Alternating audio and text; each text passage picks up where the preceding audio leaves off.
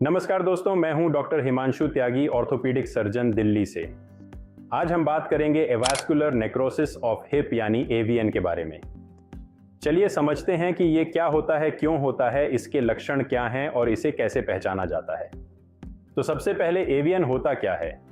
AVN का मतलब होता है हड्डी को सही तरीके से खून ना मिल पाने की वजह से उसका धीरे धीरे मरना या खराब हो जाना।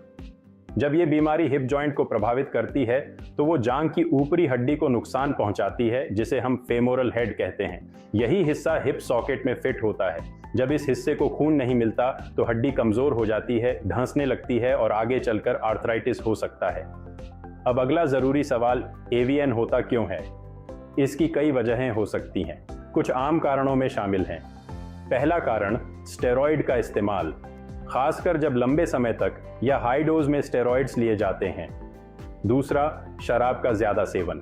बहुत ज्यादा शराब हड्डियों तक खून के बहाव को कम करती है और एवीएन की वजह बन सकती है।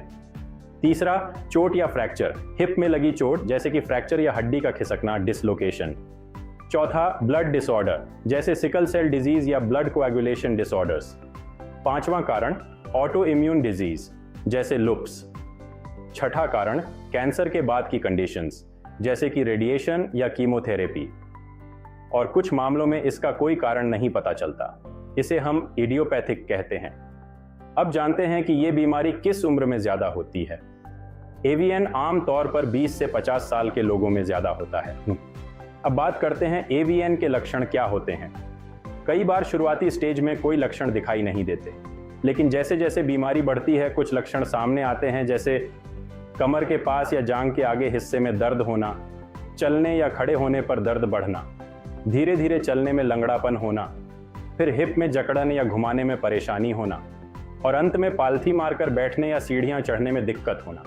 शुरुआत में दर्द कभी कभी होता है, लेकिन समय के साथ ये लगातार रहने लगता है, यहां तक कि आराम करते समय या सोते वक्त भी। अब अगला जरूरी सवाल, एवीएन की पहचान कैसे की जाती है। एमआरआई स्कैन से हम बीमारी को शुरुआती स्टेज में पकड़ सकते हैं। अगर बीमारी बढ़ चुकी हो तो एक्सरे में भी दिखाई देने लगती है। कभी कभी सीटी स्कैन की भी जरूरत होती है, खासतौर पर अगर हड्डी धंस रही हो या ऑपरेशन की प्लानिंग करनी हो। याद रखें, क्लिनिकल जांच यानी मरीज का पूरा परीक्षण बहुत जरूरी होता है ताकि हम दर्द, चलने के तरीके और हिप की मूवमेंट को समझ सकें। एवीएन को आमतौर पर स्टेज 1 से स्टेज 4 तक बांटा जाता है, जिसमें एमआरआई और एक्सरे की मदद से यह देखा जाता है कि हड्डी को कितना नुकसान हुआ है। शुरुआती स्टेज 1 या 2 में एवीएन को दवाइयों, लाइफस्टाइल में बदलाव और कोर डिकम्प्रेशन जैसी सर्जरी से कंट्रोल किया जा सकता है। लेकिन अगर हड्डी धंसने लगती है स्टेज 3 या 4, तो फिर जॉइंट को बचाना मुश्किल हो जाता है और हिप रिप्लेसमेंट सर्जरी की जरूरत पड़ सकती है। इसीलिए एवीएन को जल्दी पहचानना बहुत जरूरी है। सो प्लीज रिमेंबर, एवीएन का मतलब है हिप जॉइंट की हड्डी का मरना, क्योंकि उसे एडिक्वेट ब्लड नहीं मिल रहा। मोस्ट कॉमन रीजंस हैं steroid use, alcohol, injury, chemotherapy and radiotherapy, किंगसी। शुरुआती सिम्टम्स हैं जांघ में दर्द, लंगड़ाकर चलना और हिप में जकड़न।